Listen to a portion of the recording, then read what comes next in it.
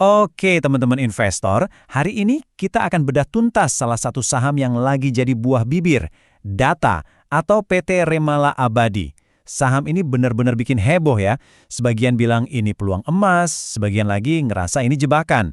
Nah, di sini kita akan lihat datanya secara objektif biar Anda bisa ambil keputusan yang lebih matang. Ini dia kan pertanyaan sejuta umat. Setelah ngelihat harganya naik turun kayak roller coaster, kita semua jadi mikir, ini saatnya serok di harga bawah atau justru lanceng bahaya buat kita menjauh? Yuk kita cari tahu sama-sama. Biar kita paham ceritanya, kita harus lihat dulu puncaknya. Bayangin, saham Data ini pernah terbang tinggi banget sampai ke level 6.775. Di titik ini, rasanya semua orang optimis, euforianya luar biasa. Tapi, seperti yang sering terjadi di pasar saham, pestanya nggak berlangsung selamanya. Harganya terkoreksi dalam banget, anjlok sampai 51% ke Rp1.855. Nah, kejatuhan inilah yang bikin investor terbelah dan jadi alasan utama kenapa kita bahas saham ini sekarang. Oke, sebelum kita ke bawah arus drama harga sahamnya, ada baiknya kita mundur selangkah. Sebagai investor yang bijak, kita wajib kenal dulu sama barangnya. Sebenarnya apa sih model bisnis dari PT Remala Abadi ini?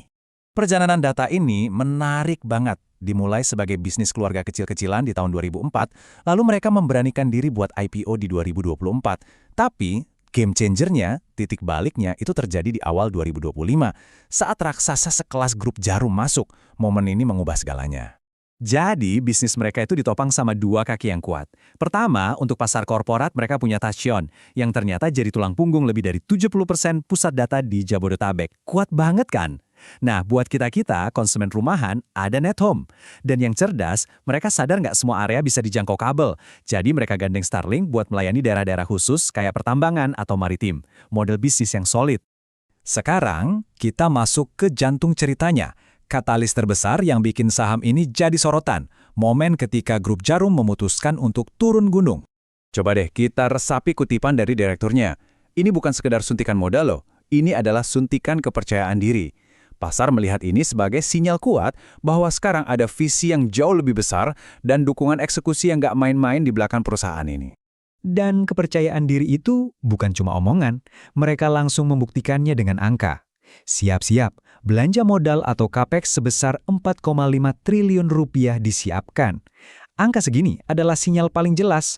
Mereka mau perang, mereka mau jadi pemain utama nasional. Lalu, uang sebanyak itu mau dipakai buat apa? Ini dia roadmap-nya. Targetnya nggak main-main, membangun jangkauan ke 6 juta rumah.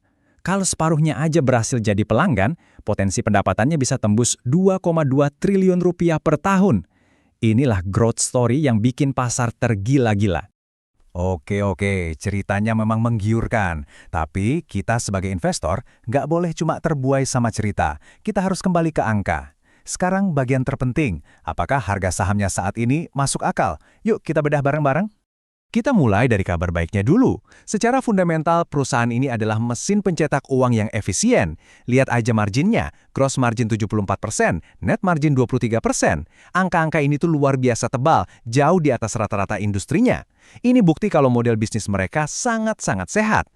Nah, disinilah letak dilemanya. Profitnya memang super, tapi harganya juga super premium. PE ratio-nya 25 kali, PB-nya 7 kali. Ini jauh lebih mahal kalau kita bandingkan dengan raksasa kayak Telkom atau Indosat. Artinya apa? Artinya pasar nggak lagi membeli kinerja hari ini, tapi membeli sebuah janji pertumbuhan di masa depan. Anda membayar untuk sebuah ekspektasi besar.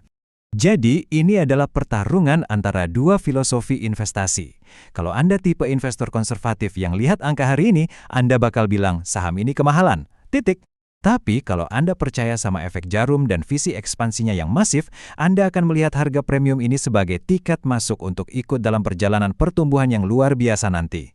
Baik, kita sudah lihat semua sisinya kan? Cerita masa depannya dan angka masa kininya. Sekarang, mari kita rangkum poin-poin pentingnya. Argumen yang optimis melawan argumen yang waspada supaya Anda bisa menentukan posisi Anda sendiri. Sederhananya begini, kubu yang optimis atau kubu bull bertaruh pada 3 hal, kekuatan Jarum, margin profit yang super tebal, dan cerita pertumbuhan yang masif. Bagi mereka, harga yang turun sekarang ini adalah diskon. Sebaliknya, kubu yang waspada atau kubu bear fokus pada 3 risiko utama, valuasinya yang sudah di langit, resiko eksekusi dari rencana besar itu, dan utang yang mulai membengkak untuk membiayai semua ambisi ini. Sebagai penutup, semua analisis kita hari ini pada akhirnya akan bermuara pada satu pertanyaan kunci yang harus Anda, sebagai investor, jawab dengan jujur pada diri sendiri. Pertanyaannya kembali ke sini. Apakah Anda percaya janji pertumbuhan besar yang didukung Jarum ini sepadan dengan harga premium yang harus Anda bayar saat ini? Hanya Anda yang bisa menjawabnya, karena itu semua tergantung pada toleransi resiko dan keyakinan investasi Anda. Semoga analisis ini membantu. Sampai jumpa.